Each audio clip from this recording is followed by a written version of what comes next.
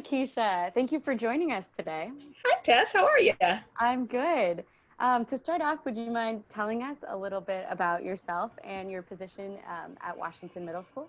Yeah, so my name is LaKesha Kimbrough, and my position at the Center for Community Engagement is Middle School Success Coordinator, and I'm based actually at Washington Middle School. So I oversee the mentoring programs that happen at the school and make sure that Seattle University students can connect with middle school scholars. We have two mentoring programs. They're both called Ramp Daytime and Ramp After School, which is the Red Hawk Academic Mentoring Program. In the daytime, we match SU students with middle school scholars, and they meet once a week for one class period, typically coming out of like art or PE or something like that. And the mentors work with the scholars on social emotional things, academic learning, really just being another positive adult in the scholar's life, helping them also think about like organizational skills and how to advocate for themselves with their teachers. And a very similar program after school that meets or met twice a week after school on Mondays and Wednesdays. And that's based more on semesters. It's hosted through Seattle Parks Department, who is our partner at Washington Middle School. And so scholars come in and they work with groups of mentors on specific lessons that first semester related to identity and the start of second semester related towards social justice issues that the scholars were interested in. And then they also did some homework help during that time. Yeah, and we were starting a new program, which we were all excited about, which was called Change Makers. And that program was to assist eighth graders and their families, making sure that they were ready for the transition to high school. Yeah. Great. Thank you for giving some context to all the work that you do at Washington Middle School. So I thought we could start out with talking about how you're doing personally during this incredibly unusual time. Um, yeah. Yeah. Yeah. Actually, right now I'm doing pretty well. I am pretty grounded and get fresh air when can. There was the initial kind of which centered more around we don't know the things. They know more things than they're telling us. Why don't we know the things?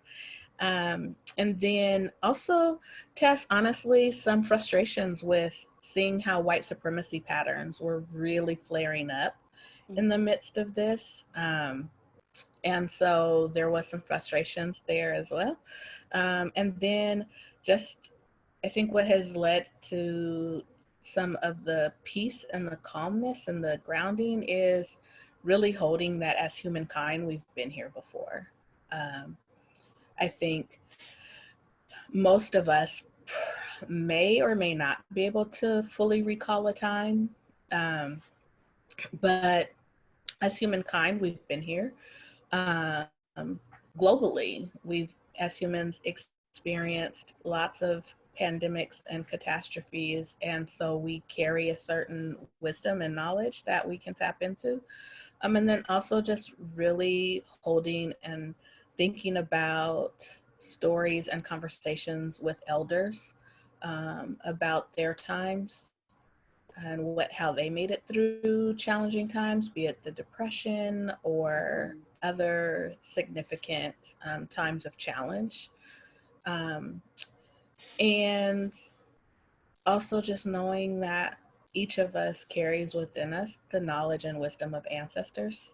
So really knowing that it may not feel like it may not look like it, but we're okay and we're gonna come through this okay. Hopefully changed for the better. Hopefully we've, been able to use time to do a lot of reflection, a lot of getting more connected with ourselves, possibly connected with friends and family that we've said, I don't have time, or we're too busy, but now folks are connecting through Zoom and FaceTime, Mm-hmm. and that they hadn't been connecting with before. So I think there's a lot of beauty that is happening right now, and that stands the potential to carry forward. So all of that is just helping me stay grounded. Yeah. Yeah. Thank you for sharing all that. That made me feel a lot better.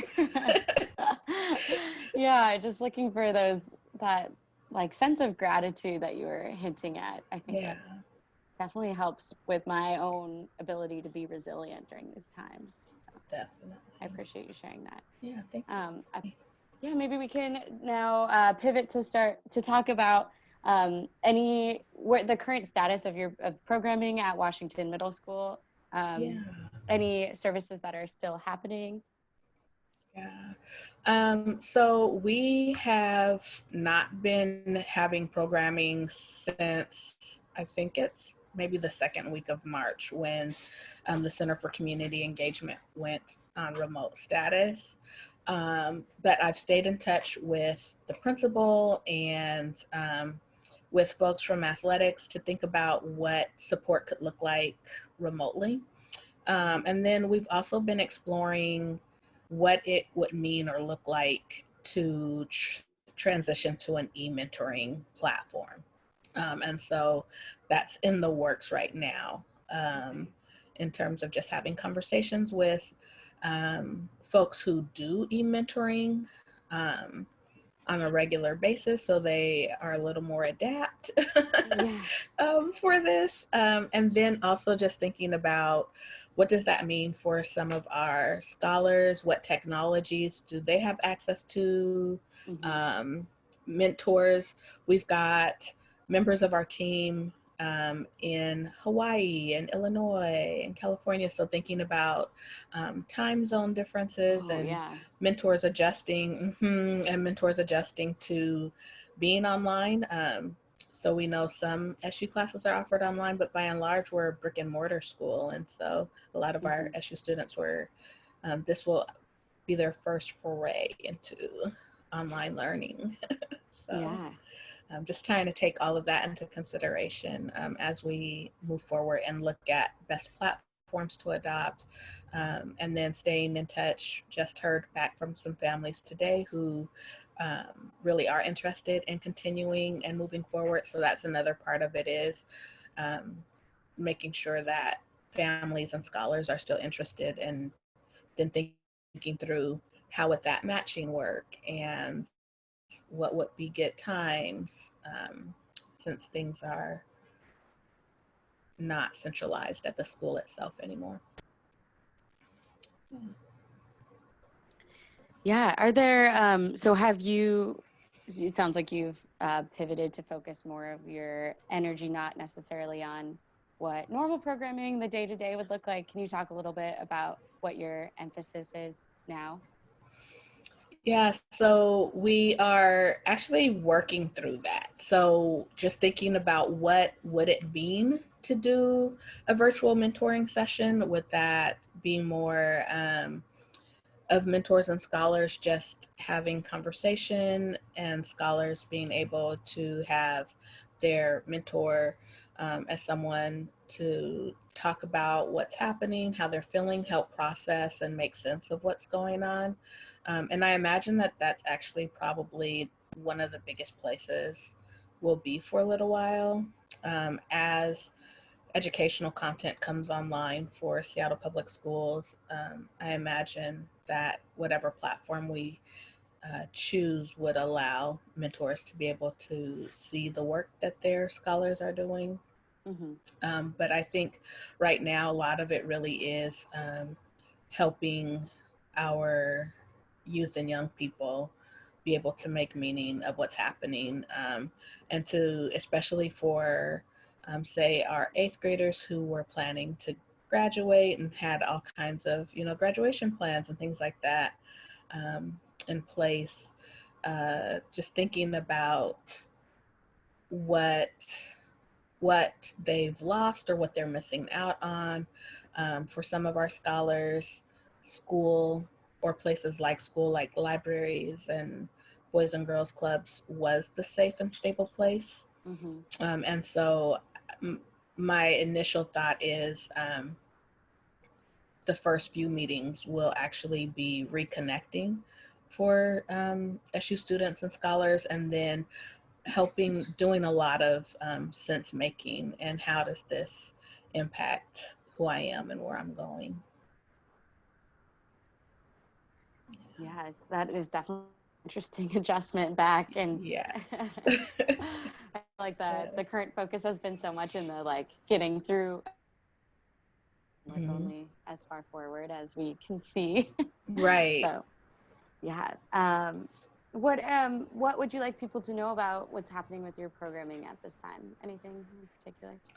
I think that we're really trying to be intentional in the ways that we are still engaging with families. So um, we do have contact information for families. We are thinking about partnerships with other organizations and institutions. I think so many folks are on the same wavelength with how do we support families and how do we support scholars, but we're also trying to learn from our families what they're doing that's working for them. I think oftentimes as service providers we can easily slip into we have the answers and families need us to tell them what to do, and that's not always the case. So also learning from families what do they need from us, what would effective mentoring programming look like if they are choosing to continue with the program remotely. So just really right now we're being very intentional of what that could look like, and then thinking on the back end what are legal considerations we need to take into Yeah. that need to be in play in terms of things like our risk and liability forms don't include anything about virtual mentoring, so we'll have to get some the legal team to tell us what risks are acceptable for the university in terms of like virtual mentoring, and have parents give um, some approvals for those things. So I think I would like people to know that we definitely miss our scholars and that we're doing everything we can to work in partnership with the principals, the assistant principal, the counseling team to ensure that families and scholars have what they need, and that they are safe and secure, but that we're also really trying to be intentional about how we move forward, and thinking presently. We want to stay mindful and be in the present, but also what could the implications be as we move forward? What might we be able to provide remote summer programming virtually and those types of things? So it might seem and feel stalled, but we are working on it. Great, thank you. Yeah. Do you have any ideas of how folks can best support you during this time? I think being like thought partners on if folks have experienced um, kind of that being a virtual mentor, or as a mentor, I think I would enjoy this, doing this virtually.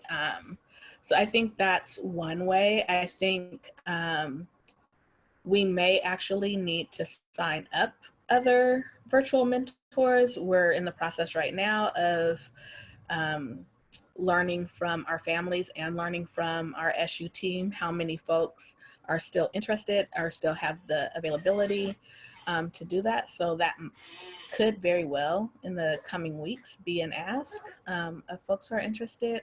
And I think really just sending lots of positive and yay energy and light. Um, this is a challenging time that we're navigating for all of us, and none of us know what's coming, but just really holding our scholars and at all of them at all ages. And but because I work with middle schoolers, I think about all of the things developmentally that are going on for them, And this is a huge time of exploring identity and where do I fit in? Where do I belong in this, this universal puzzle? And then helping them name what they're feeling and making that okay. And I think some of it is a sense of loss that they're experiencing that even adults haven't been able to name. So I think even if, and this is literally just right now coming to me, but even I think if folks wanted to make mini videos, Nakaya, our AmeriCorps Vista program assistant, and I were thinking about talking with our CCE team about utilizing a YouTube channel or something to put up videos about how folks are doing, or these are stretches that I do at home. Or this is, this is how I'm feeling in the moment. This is how I sit with my feelings. I think those types of things could be really useful and helpful, especially from SU students or scholars, because the scholars really look up to the SU students. They take encouragement and things from the SU students in a different way than they do from other adults. So I think there are lots of things we could do creatively if we just were thought partners together. That'd be awesome. I love that idea.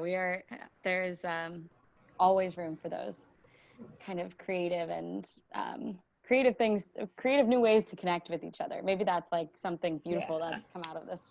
Really, definitely, especially if we can keep the forward momentum with it. If it doesn't, just as we transition through this and move out, my hope really is that a lot of the things that we've learned about self and the collective and community stay in place and just grow. It's my hope.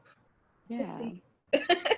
So I just have one more question for you, and that is any message of hope for the people who are tuned into this? Yeah, I think, I don't know, I think I shared maybe a little bit of it earlier, but hold on. Really, I think self-compassion, being graceful with yourself and being kind and gentle with yourself, allowing yourself to explore your feelings and really feel them is valuable. And I think the hope that I'm feeling is that we really have all of the things we need inside of us. We have tons of answers. We have tons of shared and collective memory and knowledge that if we get quiet enough and listen, will help propel us through. And if we can start moving more into that frame of Ubuntu, that I am because you are, I exist because you exist, we are together collectively, we're gonna come through this hopefully stronger. So hold on. Well, We thank are you. well. Thank you so much for your time today and sharing your wisdom with us. I hope you take care. Thank you. You too. Lots of positive energy.